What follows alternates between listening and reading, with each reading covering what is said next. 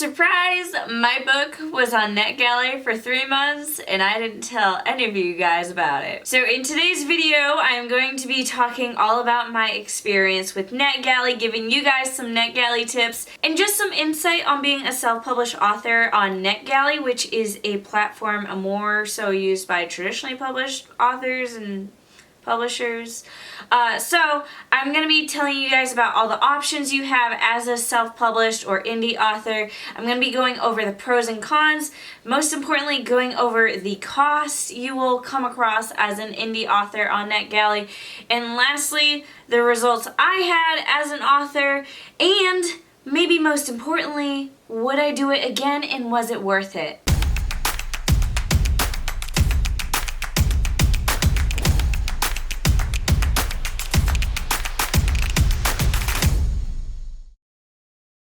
Hello everyone, my name is Mandi Lynn. I'm an author, book cover designer, and the creator of the Book Launch Planner. This video might be long. I will warn you ahead of time. I have 3 pages of notes and things that I want to talk about. There is a lot to be said about NetGalley and using it as an indie author. There's definitely a lot of spots where I screwed up with my NetGalley listings, but there are some shining points as well. So let's just jump into it. NetGalley is a website that is for more or less traditionally published authors and traditional publishers. They use the website to distribute advanced reader copies, and advanced reader copies are copies of the book that go out before the book is published, so readers can read it and review it before it's published. It's a huge marketing thing. If you want to learn more about it, be sure to check out Plan a Profitable Book Launch. There's an entire chapter on advanced reader copies in that book, and that book comes out next week, so pre-order it. So NetGalley, you might have already heard of it, you might have even used it as a reader. You might use NetGalley to read advanced copies of books. Normally you go on the website and you see a book that you want to read and you apply and you wait for the publisher to approve you or not. And the idea is if they approve you, you get to download the book onto your Kindle, you read it, you review it, you might do some other promotional stuff. It's a win-win for everyone.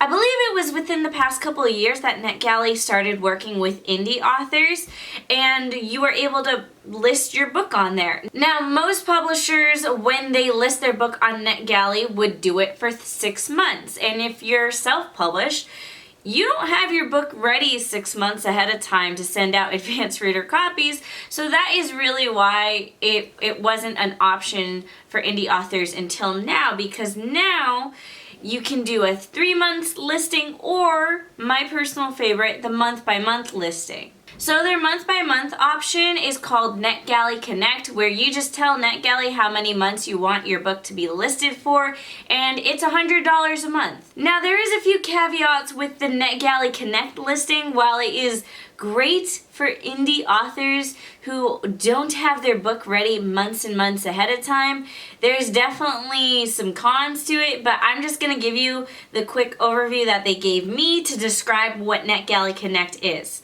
So 1, invite your own contacts to view your book using your email invite widget. The widget gives you pre-approved access to view your book securely on NetGalley and can be used in pitch emails, marketing, publicity, and sales efforts. So basically, they give you this little widget that you can use to share out, and when people click on it, they can read your book for free. The downside is that anyone who clicks on it can read your book for free. So there's no approval process, whereas all the other packages, you can approve or disapprove whoever signs up to read your advanced reader copy. Number 2, books will automatically be placed in the catalog as read now, meaning any NetGalley member globally can download it right away without waiting to be approved, like I said. 3, receive feedback from members. This can include star ratings, reviews, notes, links, and information about how members will recommend your book. Feedback will be forwarded to you via email as they are submitted. Note that NetGalley does not guarantee that members will review your book.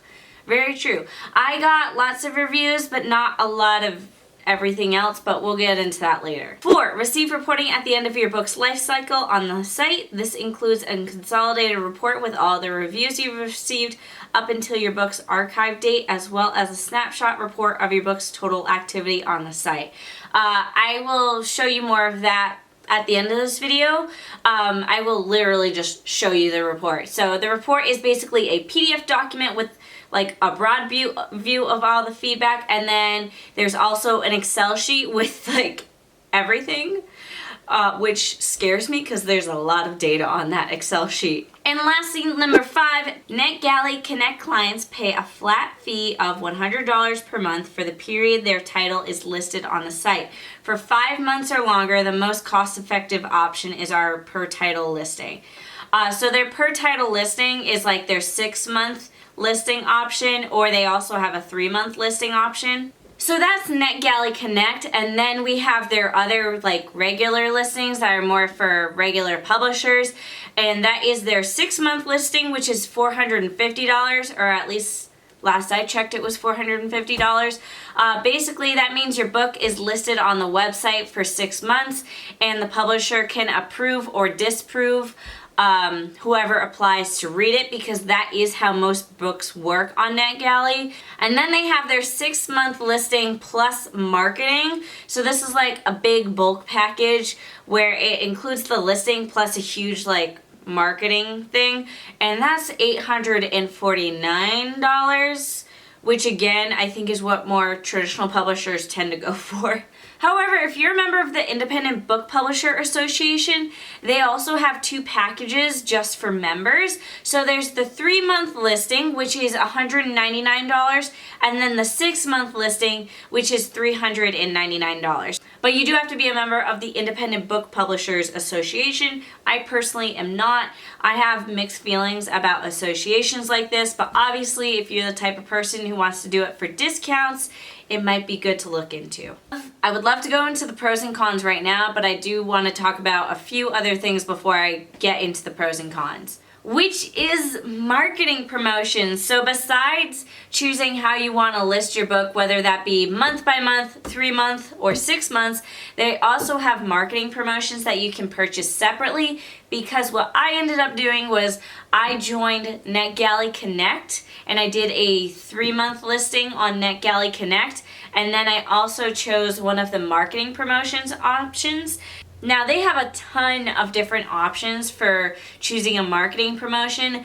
I believe I wanted the category spotlight, where basically when someone went onto the young adult section of NetGalley, my book would be featured like on that page, like just my book.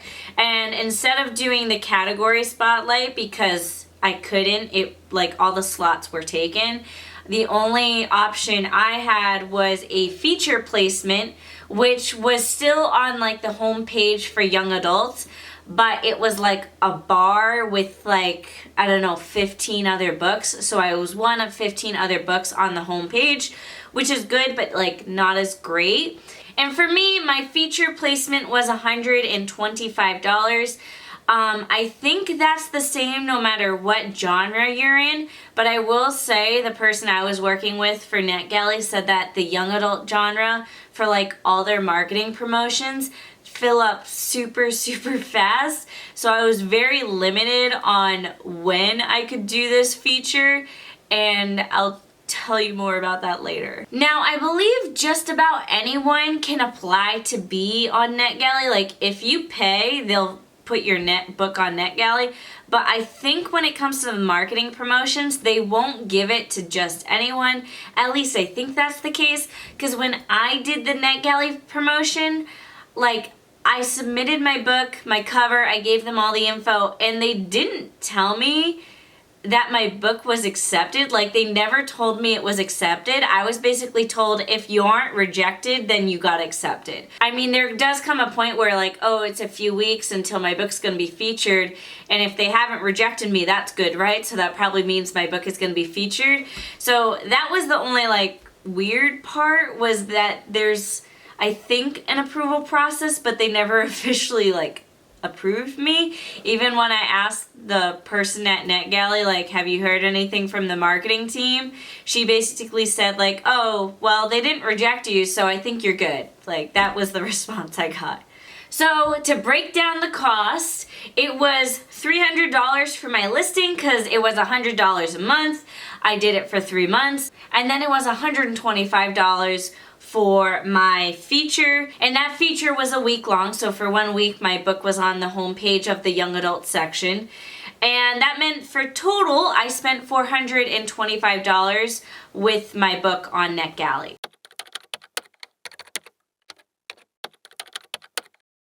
Now, let's talk about where things went wrong, because I would love to talk about the pros and cons of NetGalley, but I had a huge, massive hiccup with my book listing that really just kind of ruined the experience for me on NetGalley. And that is that when I signed up for this feature, the feature was in the middle of June. And that meant I had to have my book uploaded and the files ready a week before the feature. So I had to have my book basically ready for advanced reader copies at the beginning of June. Mind you, my book didn't come out until the end of August. So that became extremely stressful. And this also meant that I paid for a 3-month listing, but I only really was ready for my book to be listed 2.5 months in advance. So actually my book was on NetGalley for like 2 weeks even after it was released. So it was like mid-June to mid-September that my book was on NetGalley, which is why I haven't talked about it until now. And also because I wanted to wait for like all the data to come in to give you guys my full experience. Because I need to have my book ready so early, I only had the copy edits done and implemented. And I worked with an editor to do my copy edits. Like, I hired her. I spent a lot of money on these copy edits.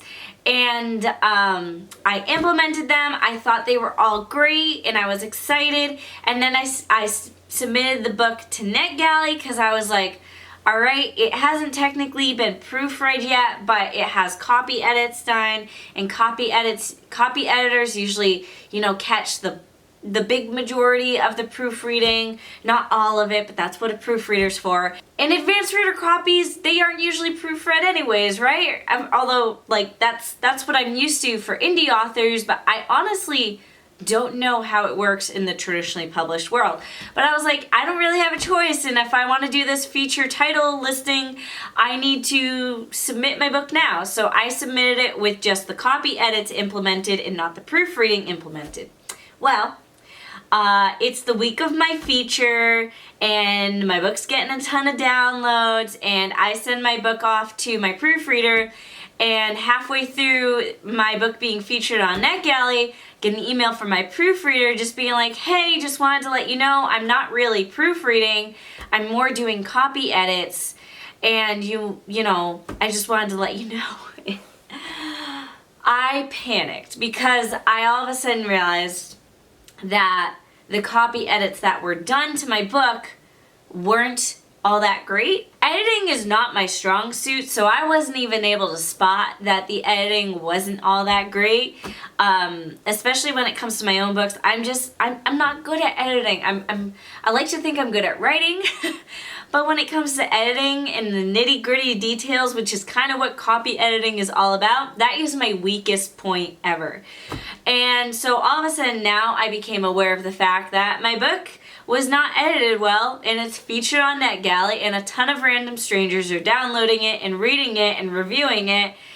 And at first, 4-star reviews came in, and then later, some 3-star reviews came in, and 2-star and 1-star and more 3-star, mostly 3-star reviews. And all the 3-star reviews stated how the book had a lot of typos, and it was poorly edited. And that was basically how all the reviews went. A huge majority of the reviews said they liked the story, but that it was poorly edited. And I have never been so stressed out in my life. That was a very bad experience for me. As some of you may know, when I first published She's Not Here, I had not the same issue, but I published the book and later found out that there were still a lot of typos in the book and that a lot of things were missed. I've had issues my whole life with typos. At an old job, I constantly had issues with typos, and one of my coworkers was constantly pointing my typos out. I'm just blind to them, and so whenever someone points out a typo for me, I am extremely self-conscious of it. It's like my biggest weak point. Like, if you want to critique the story, that's fine. But when I have a reader telling me there's typos, it really makes me upset. So now I was really mad at myself because I was like, oh my God, I rushed the editing process. I didn't go through proofreading, and now this book is on NetGalley, and God knows how many people are reading it, and it's not proofread, and it's barely even copy edited. So my proofreader ended up becoming my second round of copy editing, and my proofreader sent me a list of all the types of edits that she was doing that was not proofreading and was considered copy editing. And I ended up emailing my copy editor to just let her know. I didn't ask for a refund right off the bat. I was more just like, hey, my proofreader is going through the book and is finding all these mistakes. And she at first offered a full refund, and then like a few days later, I think we both sat down, we both looked at what she had done and what was missed, and we decided to come to a 50% refund because we just realized, she did do a lot of work and she did help my manuscript a lot. But ultimately, there was a lot that she had missed, and it really upset me. And I wanted to talk about this, not to shit talk on anyone, because I'm not even going to tell you the name of the editor. I don't want to do that. I will say she's not even listed in the acknowledgement section of my book, so don't assume that someone in the acknowledgements is this editor, because she's not. I don't want to recommend her because I believe she didn't do a good job.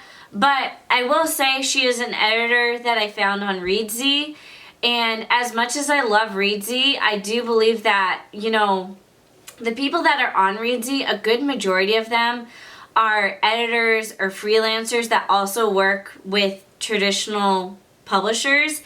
And I kind of have this theory now that, Readsy is just a side gig for them, and they're kind of more willing to cut corners for their side gigs that they find through Readsy, because the authors that go to Readsy are new authors a lot of the time, or they're authors like me who have published books in the past, but we're indie authors. And I just kind of have this theory that people who work full-time for traditional publishers but then do Readsy as a part-time gig kind of take advantage of the ignorance of the authors that are on Readsy. We don't know how thorough is supposed to be, and we don't know what quality is because we're indie authors. We work by ourselves. We don't know any better unless we talk to other authors or work with other editors, which is why having such a great experienced editor was so good for me. And this isn't the first time that I felt like I've been taken advantage of by one of the freelancers on Readsy, where I don't know, I have complicated feelings about Readsy, and maybe I'll do a whole nother video on this, but I've had a great experience with editors on Readsy, and I've heard of other authors having great experience with editors on Readsy, but I've also have not so great experience with editors on Readsy because I just feel like they're stretched too thin, that they usually have a full-time job at a traditional publishing house, and that I'm just a side gig, and that they're more willing to cut corners, and that they think I won't even notice when they cut corners because I'm just a self-published author. Because there was the issue of me having to make this list of edits that my proofreader had to do because my copy editor thought that she had done a great job, and I kind of had to prove that she didn't do that great of a job. So that's a quick rundown, and it was an extremely frustrating experience. And honestly, it could probably be a whole video within itself, but I really don't want to get into it too much. But it was necessary to talk about before I go into the pros and cons of listing your book on NetGalley, because this made the experience for NetGalley, for me, terrible. It made it so that the 1 week my book was featured and had this great marketing opportunity, the book itself was very poorly edited and it reflected in the reviews. Now I will say I did eventually update the file to a proofread version of the book, but that update didn't come until after the marketing promotion was done. So during that entire marketing promotion, the copy edits were just not great. So the readers didn't have a good experience and the readers didn't like the book as much for that reason. I shouldn't have done the promotion because it was too early, my book wasn't ready yet, and now I wasted this money, and not only that, but readers have gotten a bad impression of my book, and you only get one chance for that first impression. Okay, let's switch it up and talk about the happier things, the pros of being on NetGalley. So the first pro is that you get direct access to a massive group of avid readers. I will say, even after my marketing feature that was only a week long, I got way more people reading. So to sum it up, I ended up getting 101 reviews of my book on NetGalley. During the marketing feature, after like a week or two of the marketing feature, I got maybe 30 reviews. So that meant well after the marketing feature, I was still getting a ton of reviews coming in. So I don't even think it was necessary to have that feature. The next pro is that readers know their job. They know they're supposed to review the book. The way it works on NetGalley is that the majority of the time, readers have to be approved to read a book, and publishers won't approve them if they don't have any backlog of having done reviews in the past. So a lot of the time, readers will comb through NetGalley looking for the books that are, instant approval. That way they can download the book, read it, review it, and show publishers that they are willing to read and review books. At least that's my theory behind it. So my book was one of those books where anyone could read and review it, so it ended up getting downloaded a bunch, it ended up getting read a bunch and reviewed a bunch. So it's not like other times where you may work with advanced readers where they read it and they kind of forget about it and they don't really care if they don't review it. The readers on NetGalley care because they want to show publishers they are willing to work to read. And that means when their favorite authors are on NetGalley, they want to have that backlog of experience so publishers accept them. Another pro is that you get direct access to the reviewers. So when reviewers sign up to NetGalley, they can hit whether or not they want publishers to have access to their email address. Most readers will allow access to their email address because, again, if they don't allow access, publishers may not approve them. But that means people like me who don't have a choice in the approval process still get access to those emails, which was imperative because when I sent out the book with, poor copy edits, I ended up emailing everyone who had downloaded the book so far and reviewed the book so far, and I emailed every single person and apologized. So basically, end of story, I emailed every single person. I said, thank you for letting us know about the typos and the poor editing. We've sent it back for another round of copy edits and proofreading. And I was like, the book has been updated on NetGalley, so if you want to download it again and read it again with better editing, you are welcome to do that. I didn't ask people to update their reviews. I didn't do anything like that. Did I hope that they did? Yes. Did I think they did? No. But I feel like maybe it helped a little bit, but it's important to have access to those email addresses so you can contact people when there's hiccups like that, or so a month after the book has been released and people aren't reviewing on Amazon, you can also follow up in that way. Okay, the last pro and my favorite pro of all is that you will get the true and unbiased opinion. And this was super, super important for me because sometimes having a YouTube channel, I don't know if the presence of my YouTube channel affects my book reviews. For example, I know for a fact that I'm sure people give my book a 5-star review just because they like my YouTube channel. And then in the same sense, I'm sure people give my books 1, 2, or 3-star reviews just because they don't like my YouTube channel. So, you know, up until having my book on NetGalley, I had no clue what people's real opinions were because I just assumed that my YouTube videos swayed the review in some way, shape, or form. However, being on NetGalley meant that people didn't know my YouTube channel existed until they got to like the bio section at the end of the book.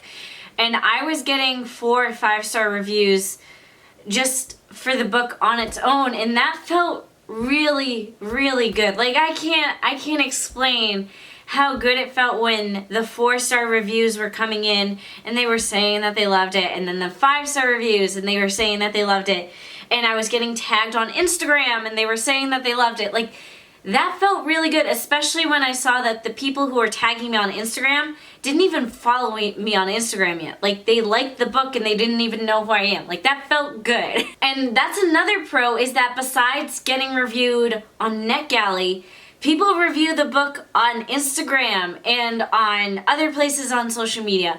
The unfortunate part for me is that I didn't want you guys to know the book was on NetGalley, so I wasn't able to reshare any of those.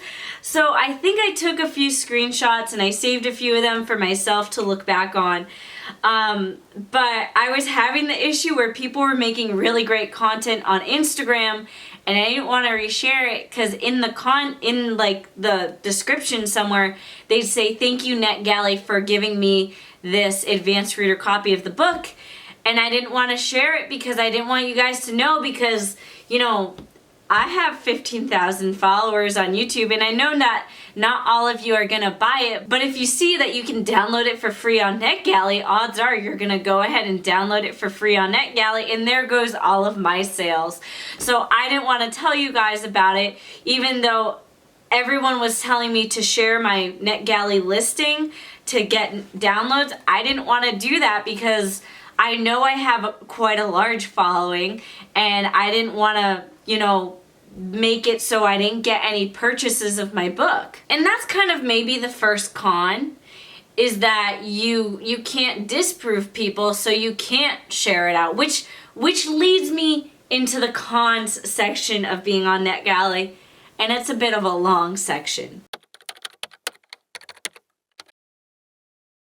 So like I said, the first con, you can't disprove people, which means that you don't necessarily want to share your NetGalley listing with anyone. So I will say that means that any results you see from NetGalley, I didn't do anything to get those results. That was just my book existing on NetGalley and having that 1 week-long feature. So to jump straight into the cons, you will get a lot of reviews, which is a pro, but the con is the fact that not all those reviews are nice.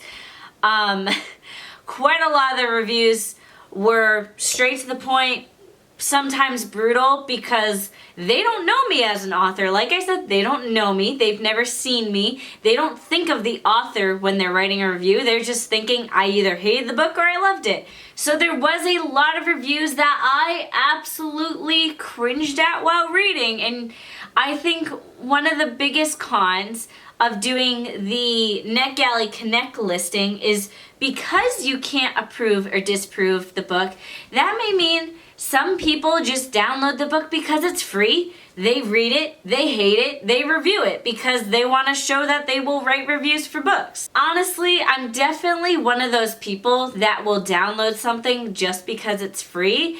Like, I remember when I was really into iTunes and I was really into making my iTunes playlist for my iPod. Every week, iTunes had a free song. And and I would always download that song if it sounded the tiniest bit good. So I'm sure there was a ton of people who downloaded Meet Me at the Summit even if it had the vaguest chance of being interesting to them.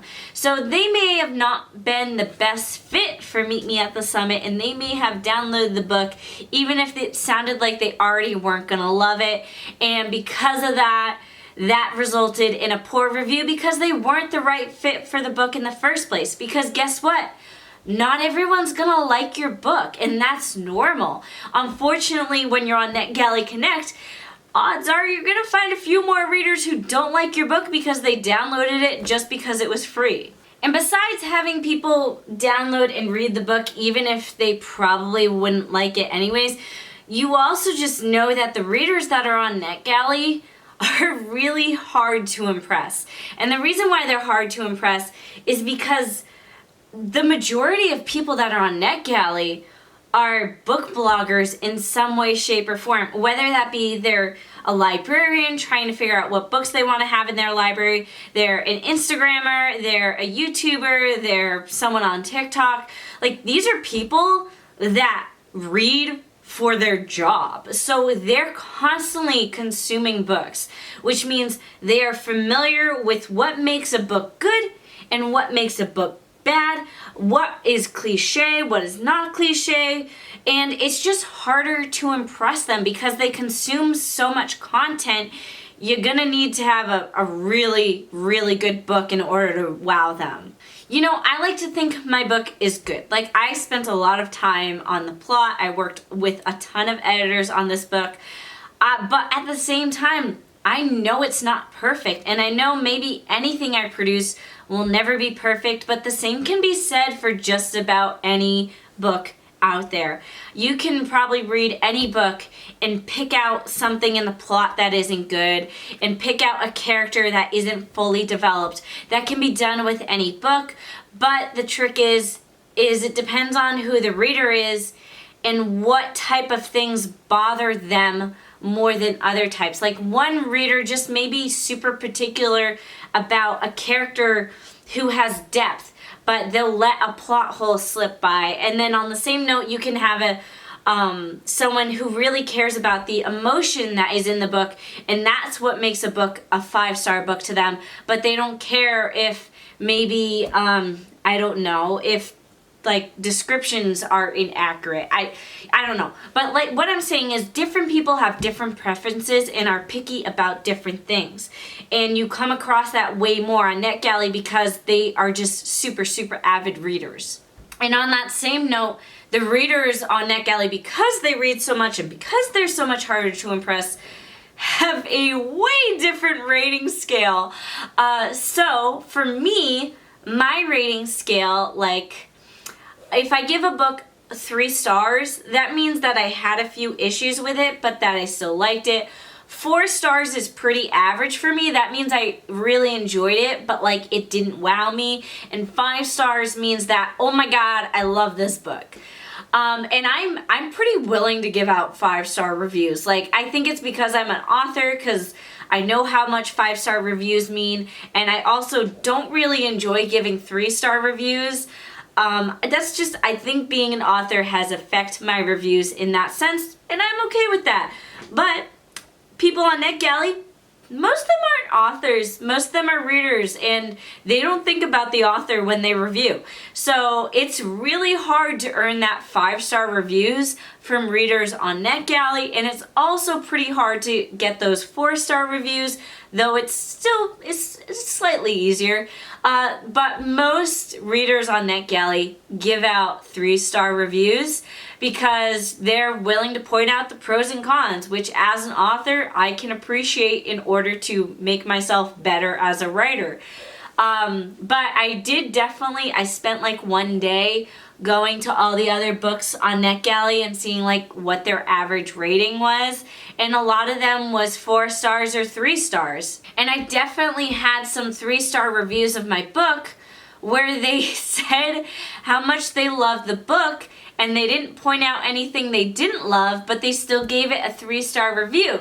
So I'm like, why is it 3 stars? And it's just because they read so many books that they have a different rating scale, where 3 stars means they still thoroughly enjoy it. It just wasn't as good as a 4-star book and wasn't as good as a 5-star book, but they still really enjoyed it. So the rating scale on NetGalley can just be a little bit skewed sometimes. Another con that I didn't think was gonna be a con is that you're emailed every single review as it comes in. Like, this isn't a end of the week, here's the reviews your book got. This is a like, oh, this person just posted a review, here's an email. At first it's super exciting, and then the 3-star reviews start coming in and it's super discouraging, and every morning you sit down, you check your emails, and you have a little crisis being like, am I even a good writer? So I will say you can have those emails turned off. I ended up emailing my contact at NetGalley and just being like, hey, this is distracting, I don't like it. Can we get rid of this? And I'll just get a wrap up at the end. And she was like, yeah, we can do that. I'm like, thank you. I hated it. I started to even dislike it when it was 4 or 5-star reviews, because I get a lot of emails. I'm a freelancer. I freelance cover design and book formatting, and I don't like all those emails in one place. It was distracting, and I assume, you know, when your book is on NetGalley in the traditional publishing world, those emails don't go to the author. The emails go to the marketing team, and they use it for marketing purposes, and I'm sure it's a great thing for them. But when you're the author yourself, it's very distracting, it's very discouraging. I thought my book sucked even before the book was published. Like, I was about ready to pull the plug on the book even before the release date had come, because I was like, oh my god, people hate it, what am I doing? So it's just a very odd experience, and it's not catered to being the marketing team and the writer at the same time. Another huge con, because there's a lot of cons, let's face it, these reviews on NetGalley don't translate over to Amazon. So on NetGalley, the book has 101 reviews. Awesome, fantastic. On Amazon, the book only has 25 reviews. And if I keyword search NetGalley in those reviews, only 5 of those 25 reviews mention NetGalley. And usually when someone writes a review on NetGalley, they say, thank you NetGalley for providing me this advanced reader copy. Like, that's just like a default thing. So that's kind of how you can tell whether the review on NetGalley came from NetGalley or if it's from someone who actually bought and read the book. So again, only 5 of those were from NetGalley from what I can tell. However, on Goodreads, it has 101 ratings and 87 reviews. So obviously people who read the book on NetGalley were pretty good about writing a review on Goodreads, because you can write the review right away. The issue was coming in the fact that you can't write a review on Amazon until the book is already out and published.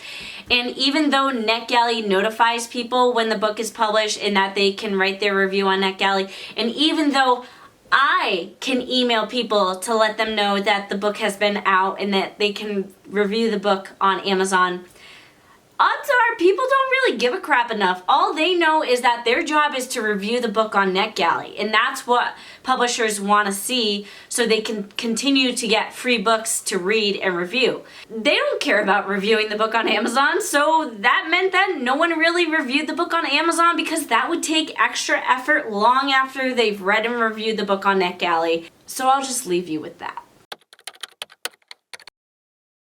So let's talk about the results. This video is getting extremely long, and I apologize for that, but if you're enjoying it, please give it a thumbs up. I'm gonna try to go through this as quickly as possible because I've been talking for a long time. So my book had 3,660 impressions. This means that people saw the book listed on NetGalley in some way, shape, or form 3,660 times. 672 people clicked on it to read. That meant that they clicked on it and downloaded the book in some way, shape, or form. That does not mean they actually read it.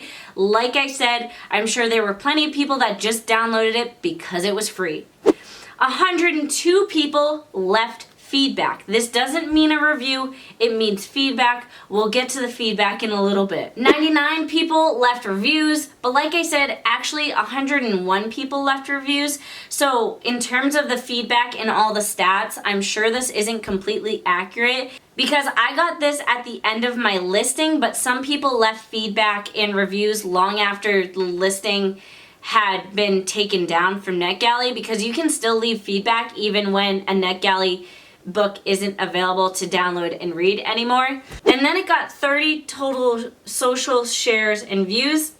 Not really sure what that means, but I think that means that people could share the NetGalley link on like Twitter or something. I'm not really sure, so I'm not gonna go into detail with that. And then people can say why they requested it. 10% of people said they requested it because of the author. That's me.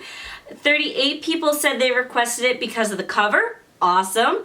43 people said they requested it because of the description. Also awesome, because I'm really bad at writing book blurbs, so that was great to hear that the cover and the description were the main reason.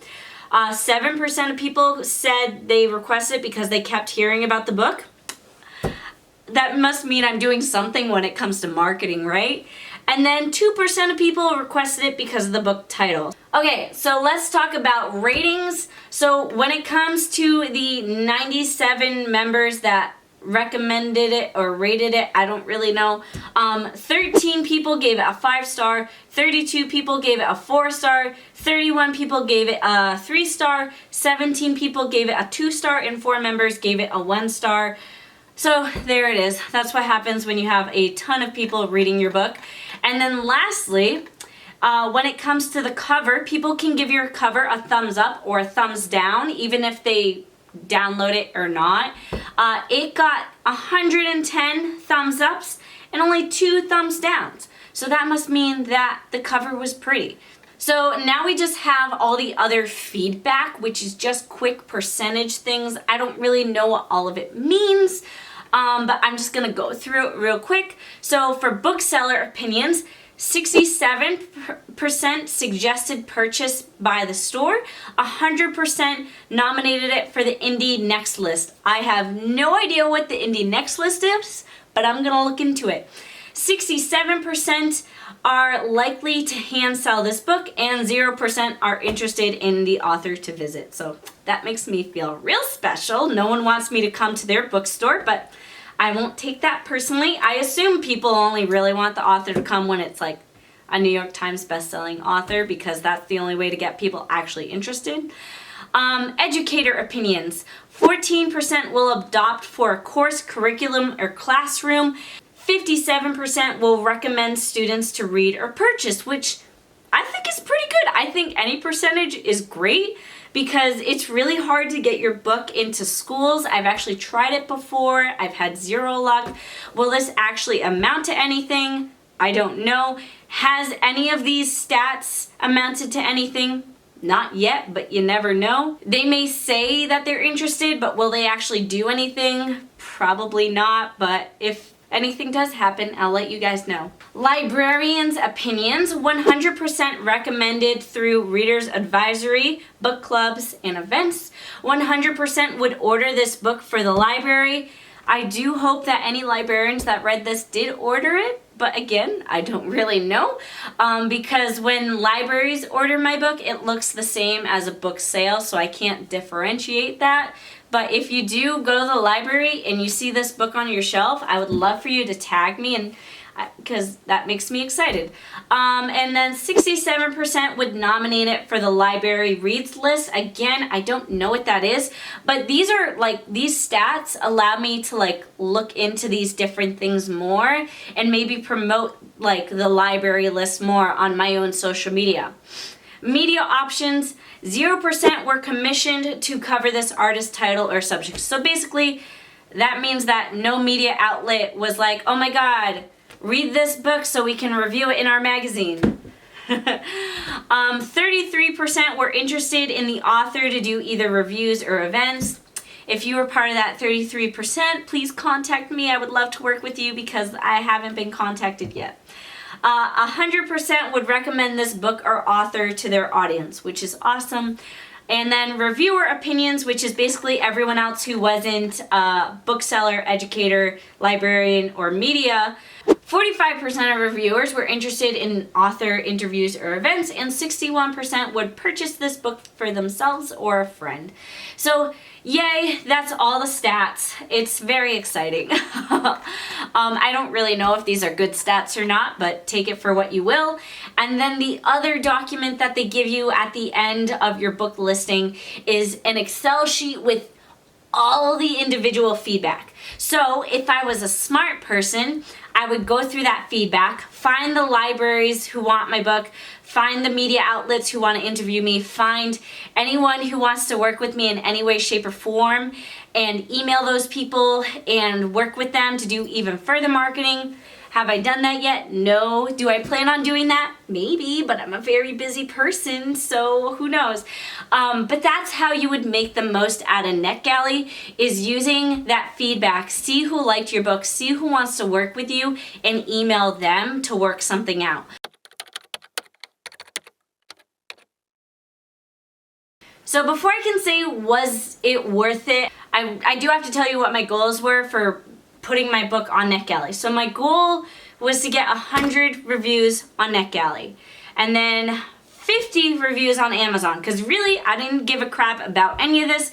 My main goal was to get 50 reviews on Amazon, and that didn't happen. So obviously I had 101 reviews on NetGalley. Check off that goal. Awesome. I only have 25 reviews on Amazon right now. So and from what I can tell, only 5 of those were actually from NetGalley, and I have followed up with reviewers, and I don't want to be too pushy, and that's all I've got so far. So, was it worth it? So far, no.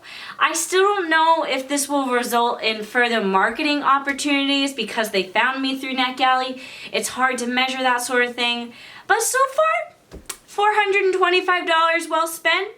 No. Not really. Actually, quite a traumatizing experience when it comes to the reviews, and the copy editing situation was not enjoyable whatsoever. That was the most stressful part of my release. I was about ready to not even publish my book because it went so bad. Will I work with NetGalley again? Maybe. Probably not. If I do, I'm gonna have a better plan of attack, and if I do, it might be like a 1-month long listing.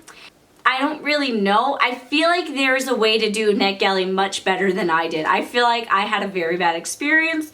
I feel like there was a lot of things that I could have done better, but I worked with the information I had at the time. If I do NetGalley again, I will know what I'm getting myself into. I will have a better plan of attack. I will have a better way of taking advantage of NetGalley and what it has to offer. I would say my experience was not the best experience. I don't think that would be everyone's experience, but again, I had a huge hiccup that really ruined it for me. Looking back, there's a lot I would change. I would not do the feature title because it made me rush. It made me put out a version of the book that wasn't ready. I would not do the 3-month long listing because again, the book wasn't ready 3 months in advance. I do maybe 2 or 3 month long listing because the book was finished, like totally finished a month before release. So if I did advance reader copies for just 1 month on NetGalley, I think that would have been a much better experience for me, and it would have resulted in better reviews. It probably wouldn't have been as many reviews. Like I imagine I would have gotten maybe a third of the amount of reviews, but I think it might have been more worth my while. So if you're an author and you're wondering how do I sign up for NetGalley, there's a form that you have to fill out. It is linked down below. They don't list their prices on their website. There's like a separate website that they use, and I don't want to link that because I don't want to get in trouble. And also, any of the prices that I talked about in this video today, they may change. They may change a lot of things.